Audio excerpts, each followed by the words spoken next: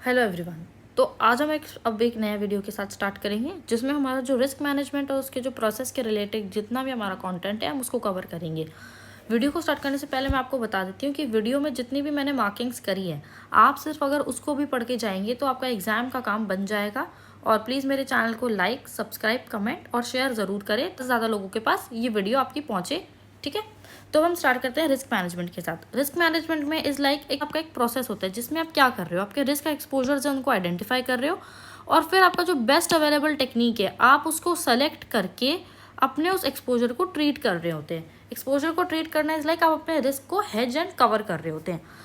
Definitions के basis पे आपका क्या कैरेक्टरिस्टिक्स यानी कि आपका क्रक्स फॉर्म होता है। जो क्रक्स ये बताता है कि रिस्क मैनेजमेंट क्या होता है, वो एक सिस्टमैटिक स्टडी ऑफ एक्सपोजर्स होता है। ठीक है, फिर अब उसमें आप एक देखेंगे कि वो डील करता है only pure risk. Pure risk बोले तो सिर्फ एक्चुअल रिस्क। ठीक है, साइंटिफिक अप्रोचेस आपकी यूज होती है to anticipate all the possible losses and to minimize their financial impact.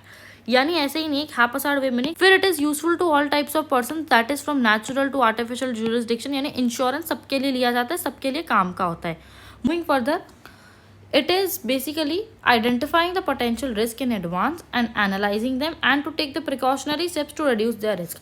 तो अगर आप ये 5-6 कैरेक्टरिस्टिक्स इनको याद कर लेंगे तो इसके बेसिस पे आप एक डेफिनेशन फॉर्म कर सकते हो और अपना हर आंसर से पहले अगर आए तो ट्राई करना कि डेफिनेशन लिख दो, जिससे आपके मार्क्स होते हैं वो मिलने के इंक्रीज हो जाते हैं। ठीक है, फिर अब आपका प्रोसेस ऑफ रिस्क मैनेजमेंट, ये आपका बहुत इंपॉर्टेंट टॉपिक है। इसके ऊपर से हर बार क्वेश्चन आपका फ्रेम होता ही है। ठीक है, process of risk management is like the risk management activities occur before, during and after the losses। यानी रिस्क मैनेजमेंट प्रोसेस है वो पे कॉन्टिन्यूस प्रोसेस यानी चलता रहता है चलता रहता है। अब आपके रिस्क मैनेजमेंट प्रोसेस के ये आपके स्टेप्स हैं। इसमें हम क्या कर रहे हैं, सबसे पहले हम डिटरमाइन कर रहे हैं किसको, रिस्क मैनेजमेंट के ऑब्जेक्टिव को। फिर हम आइडेंटिफाई कर रहे हैं किसको, पोटेंशियल लॉस ऑफ एक्सपोजर को। आइडेंटिफिकेशन के बाद इवैल्यूएशन, इवैल्यूएशन के बाद सिलेक्शन, सिलेक्शन किसको, अप्रोप्रिएट टेक्निक्स को जो ट्रीट करेंगी तुम्हारे लॉस के एक्सपोजर को। यानी जो स्टेप नंबर 2 में हमने जो आइडेंटिफाई किया है ना पोटेंशियल लॉस एक्सपोजर, उसको ट्रीट करने के लिए हम अप्रोप्रिएट टेक्निक्स का सेलेक्ट करेंगे। ठीक है, अब इसमें अगर टेक्निक्स में आपका नीचे आ जाएगी 2 चीज़ें आती हैं आपकी, एक रिस्क कंट्रोल होती है और एक आपकी होती है रिस्क फाइनेंसिंग। रिस्क कंट्रोल में फर्दर आपके 2 स्टेप्स आ जाएंगे, या तो आप रिस्क को अवॉइड करोगे या आप रिस्क को या लॉस को कंट्रोल करोगे। लॉस 2 तरीके से आपका कंट्रोल हो सकता है, एक लॉस प्रिवेंशन के थ्रू और एक लॉस रिडक्शन के थ्रू। सिमिलरली रिस्क फाइनेंसिंग में भी आपके 2 कंपोनेंट्स आ जाएंगे, risk retention and risk transfer. Risk transfer में 2 टाइप के ट्रांसफर होता है, एक नॉन इंश्योरेंस ट्रांसफर, एक होता है कमर्शियल इंश्योरेंस ट्रांसफर। और फिर इन चारों पॉइंट्स को अगर आप कंसिडर करोगे ना, ये जो आपके चारों पॉइंट्स हैं, यहाँ से आपका आएगा किसको, implementation and administration of programs and evaluation of review. एक प्रोग्राम तो हमने बना लिया, फिर ये आपका पूरा प्रोग्राम बनाए, यहाँ आपने प्रोग्राम को इम्प्लीमेंट करा, फिर उसको आप इवैल्यूएट एंड रिव्यू करेंगे। ठीक, तो अब हम पढ़ेंगे determination of risk management objective. तो वो उसका ना प्री रिक्वायरमेंट होता है, मतलब सबसे पहले आपका ऑब्जेक्टिव होना चाहिए। ठीक है, उसको डिटरमाइन करेंगे। क्यों, क्योंकि वो बोलते हैं ना prevention is better than cure. तो better not to have suffered losses और avoid the loss than to suffer the loss and collect the claim under the insurance policy. मतलब नुकसान हो गया उसके बाद आप क्लेम कर रहे हो, उससे अच्छा है कि नुकसान ही ना हो। ठीक है, तो ऑब्जेक्टिव्स के भी आपके फर्दर 2 हो जाते हैं, एक होता है आपका प्री लॉस ऑब्जेक्टिव, एक होता है आपका post loss objective. Pre loss objective मतलब जो होने से पहले वाला जो आपका ऑब्जेक्टिव होता है वो, और पोस्ट हो गया कि नुकसान हो गया तो व्हाट नेक्स्ट। ठीक है, प्री लॉस में अब आपका आएगा सबसे पहले इंक्लूड करता है कि आपको प्रिपेयर कर रहा है किसके लिए, पोटेंशियल लॉसेस के लिए, in most economical way, not to react to a loss and anxiety and meet out the legal obligations. मतलब अगर आपको पहले से पता है आपके पास इंश्योरेंस है तो कल को कोई नुकसान हो भी गया तो कोई प्रॉब्लम नहीं आएगी। ठीक है, फिर अब आ जाएगा ऑब्जेक्टिव्स आफ्टर लॉस। जो पोस्ट लॉस वाले होते हैं वो एक होता है कि आपका survival of the firm, continuation and operating the activities of firm, stability of earnings, continued growth and social responsibility. It is like नुकसान होने के बाद आपका फर्म बंद ना हो जाए, ऑपरेट कर रहा हो, ग्रोथ उसकी स्टेबल रहे, और सोशल रिस्पॉन्सिबिलिटी है क्योंकि अगर एक बिजनेस बंद हो जाता है ना तो उसका इम्पैक्ट ना सिर्फ बिजनेस में नहीं आता, उससे रिलेटेड जितने लोग होते हैं सबके ऊपर इम्पैक्ट आता है। ठीक है, मूविंग फर्दर हम करेंगे अब इसमें identification of potential loss exposure.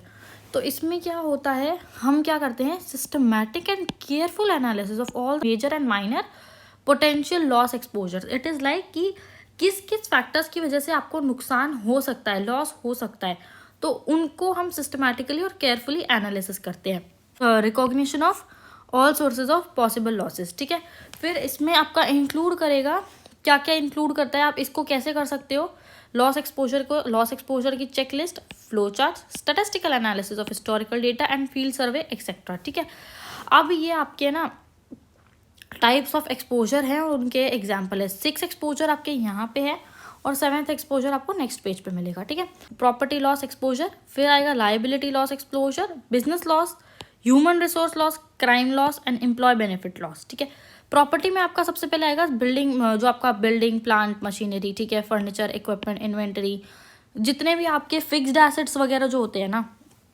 जो भी आपके एसेट्स हो गए, fixed assets, FA plus current assets जो यूज़ होते हैं, वो सारे आपके आ जाएंगे, कैश इसमें नहीं आएगा। फिर लाइबिलिटी लॉस में आ गया, जैसे आपका कोई प्रोडक्ट डिफेक्टिव निकल गया, एनवायरनमेंट में पोल्यूशन हो गया, सेक्सुअल हरासमेंट के रिगार्डिंग, जिनके वो लॉसेस जिनके थ्रू आपकी लाइबिलिटी क्रिएट हो जाती है, लाइबिलिटीज़ के ऊपर जो लॉस आते हैं वो।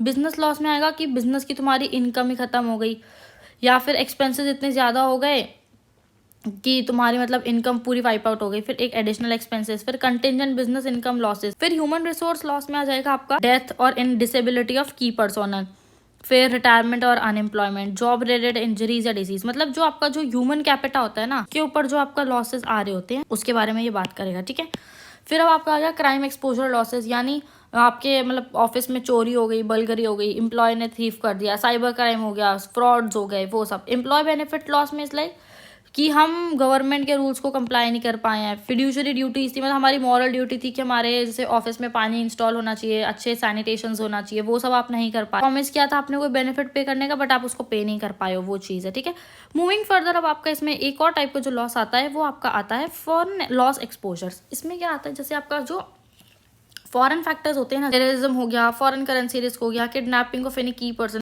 अब आप सोर्सेज कैसे एनालाइज करोगे एक्सपोजर्स का, वो आपका या तो प्राइमरी होता है या फिर आपका सेकेंडरी सोर्स होता है। दो ही सोर्स होते हैं आपके, या तो प्राइमरी या सेकेंडरी। ठीक है, ये हम प्री एनालाइज करते हैं, उसके बाद हम रिस्क मैनेजर होता है ना, उसको अपने आप को जो भी तुम्हारा इंडस्ट्री में ट्रेंड्स चल रहे हैं और मार्केट चेंजेस चलते हैं, मतलब ट्रेंड्स एंड चेंजेस, इससे अपने आपको अपडेटेड रखना है। ठीक है, मूविंग फर्दर जो आपका नेक्स्ट स्टेप आता है evaluation of loss exposure. Evaluation of loss exposure में आप क्या कर रहे होते हो, आप एनालाइज, इवैल्यूएट और मेजर कर रहे होते हो किसका, इम्पैक्ट ऑफ लॉस का।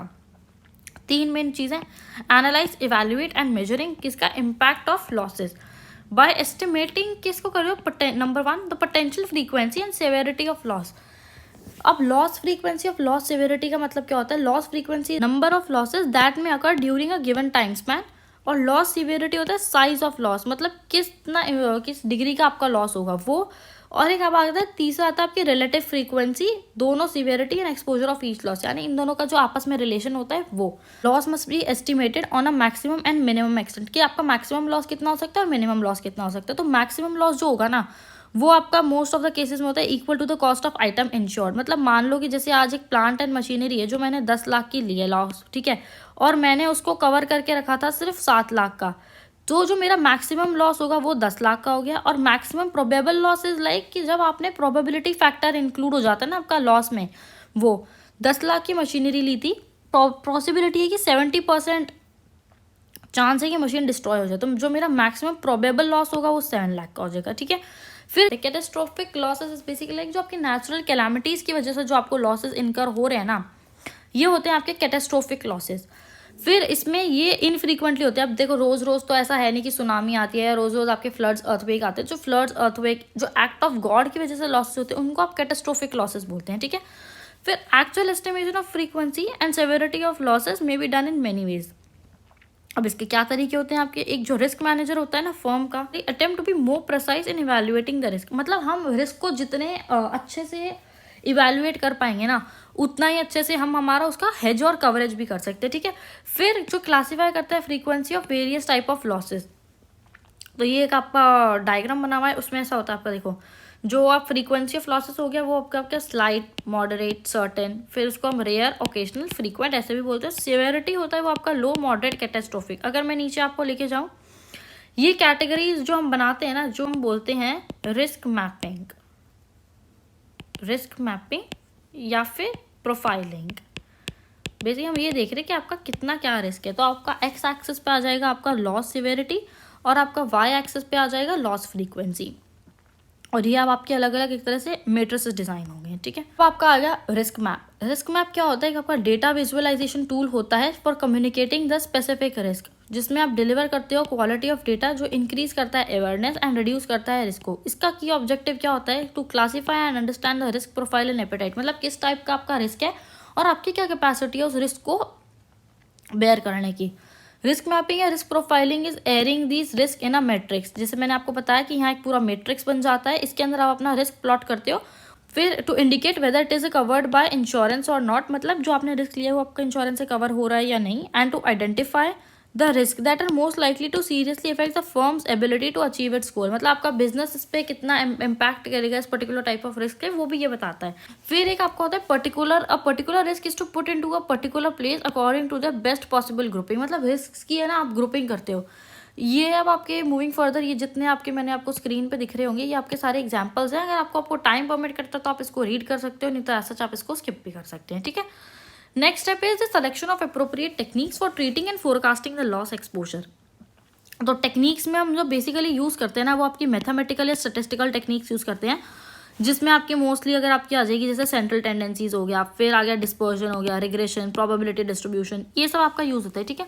फिर अब अपने टेक्निक्स तो यूज़ कर लिए बट हमें उसमें ये भी चेक करना होता है कि इन टेक्निक्स के थ्रू हम कि इन टर्म्स ऑफ मनी हम उसको बता पा रहे हैं कि मेरे को इतने रुपए का नुकसान होगा, ठीक है। उसके लिए फर्दर आपकी जो टेक्निक्स यूज होती है ना वो आपकी रिस्क कंट्रोल और रिस्क फाइनेंसिंग टेक्निक्स होती हैं। और रिस्क कंट्रोल टेक्निक्स आपकी वो टेक्निक्स होती हैं जिससे रिड्यूस करते हैं फ्रीक्वेंसी या सिवियरिटी ऑफ लॉसेज, और रिस्क फाइनेंसिंग होती है कि आपको रिस्क को आप फंड अपने लॉसेज को आप कहाँ से फंड करोगे ये उसके बारे में बोलता है।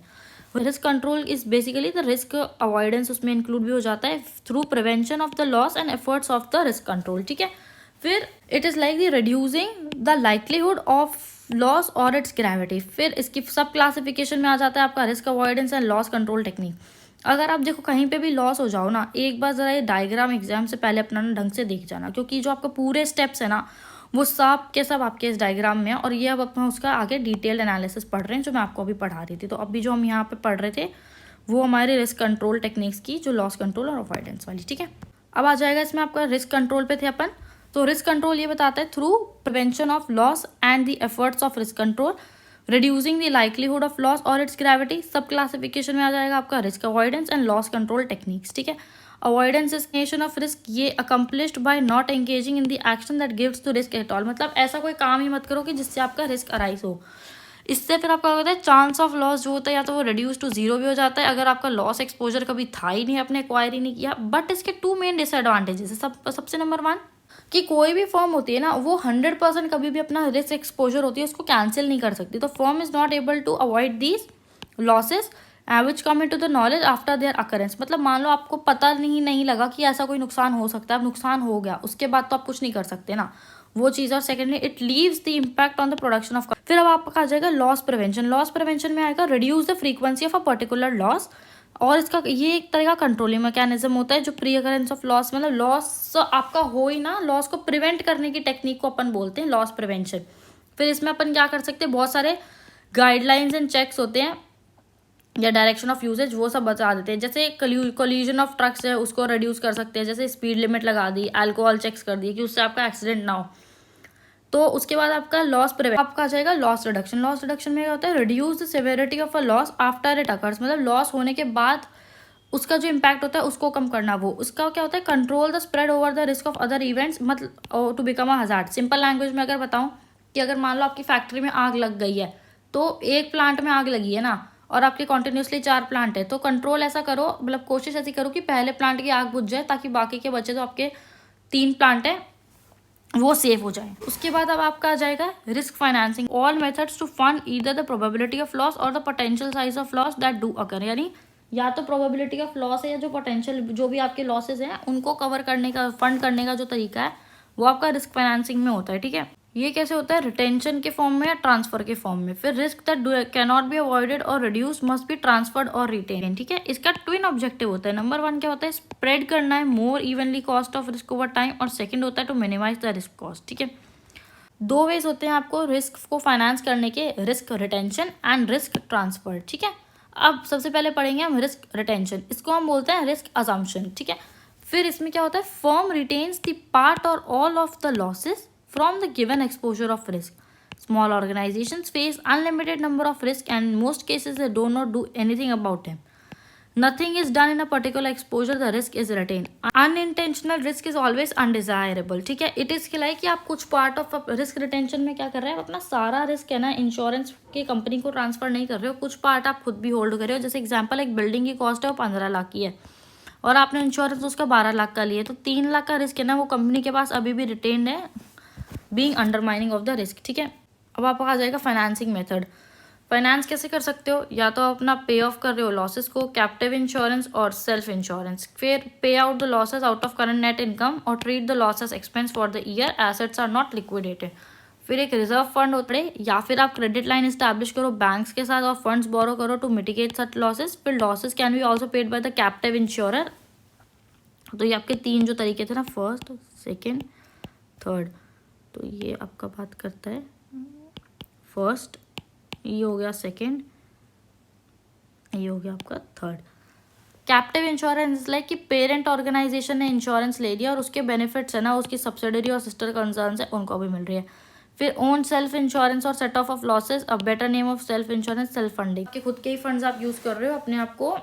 एडवांटेजेस ऑफ रिटेंशन क्या होता है कि फर्म अपना पैसा बचा लेती है अगर एक्चुअल लॉस कम हुआ as compared to insurance premium. फिर services provided by the insurer may be rendered by the firm at a lower cost. Encourages firms to prevent loss, to do loss prevention and cash flows are increased. ठीक है, फिर अब आपका आएगा disadvantages. Disadvantages में actual loss could be more and firm may face high degree of volatility. Internal control expenses may be more as compared to insurance premium. Income tax act does not allow any provision for loss. provision नहीं होता, सिर्फ actual के लिए मिलती है आपको. ठीक है, जो आपके इंश्योरेंस प्रीमियम होता है protected to business is allowed. और tax paid on saved amount in form of non payment could be high in comparison to the insurance premium itself. मतलब आपने उतना टैक्स बचाया नहीं जितना आपने प्रीमियम के पे कर दिया. ठीक है, रिस्क ट्रांसफर का मतलब क्या होता है, जो आपने रिस्क रिटेन नहीं करा और ट्रांसफर कर दिया दूसरे को. इट इज़ डन कैसे होता है, by way of purchase of an insurance policy और नॉन इंश्योरेंस कॉन्ट्रैक्ट, जो अपन आगे पढ़ेंगे.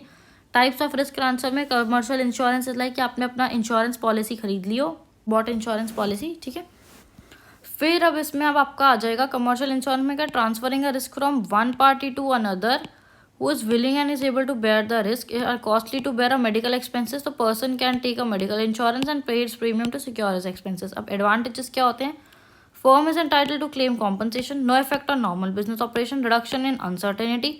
Insurance company provide other risk management services like risk identification, risk analysis. Insurance premium deductible under income tax act. Disadvantages में क्या आएगा आपका, एक regular expense हो गया. Contracts are tough to understand, मतलब बेसिकली कॉन्ट्रैक्ट्स की बहुत कॉम्प्लेक्सिटी होती है. रिस्क मैनेजर जो होता है उसको कोई इंसेंटिव नहीं मिल रहा. नॉन इंश्योरेंस ट्रांसफर क्या होता है, एक टेक्निक होती है अदर देन द इंश्योरेंस वाली, जहाँ आपका risk exposure and potential financial losses आपके जो ट्रांसफर हो रहे होते हैं. एग्जाम्पल आप क्या, एक थर्ड पार्टी का आउटसोर्स कर दिया या आपने लीज आउट कर दिया अपने electronic repair and maintenance system को.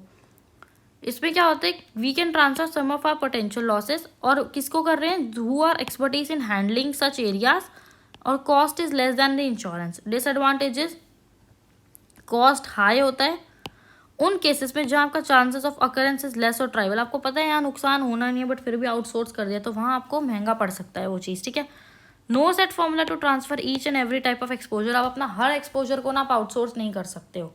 फिर एक फेलियर ऑफ पार्टी, अगर पार्टी फेल भी कर जाती है फिर भी इंश्योर्ड की रिस्पॉन्सिबिलिटी होता है टू पे सच लॉसेज.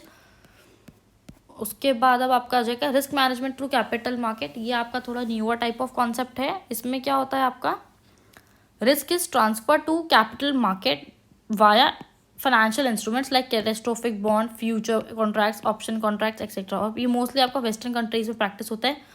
नीचे ये सारा आपका उसके रिगार्डिंग आपकी सिर्फ थोड़ी सी हिस्ट्री टाइप है. अगर आपके पास ऐसा टाइम हो और आप उसको याद कर सको तो ठीक है, नहीं तो just read once, not so important. ये अब आपके चैप्टर का फाइनल स्टेजेस हैं.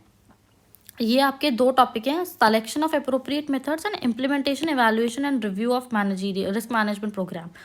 ये जनरल है, आप इसको एक बार अपनी बुक में से रीड कर लीजिएगा. ठीक है, एंड उसके बाद आपका सिलेक्शन ऑफ एप्रोप्रिएट मेथड्स. तो मेथड्स के लिए आपके 2 फैक्टर्स होते हैं, एक frequency of loss and severity. ये 2 हो गए. और इसमें आप सिर्फ एक बार ये रिस्क मैट्रिक्स वाला जो टेबल है इसको रीड कर लीजिएगा. नीचे के पार्ट को आप इग्नोर कर सकते हैं. Thank you so much guys. इसके साथ आपका जो चैप्टर होता है रिस्क मैनेजमेंट वाला, वो पूरा आपका कवर हो जाता है। All the best for the exams.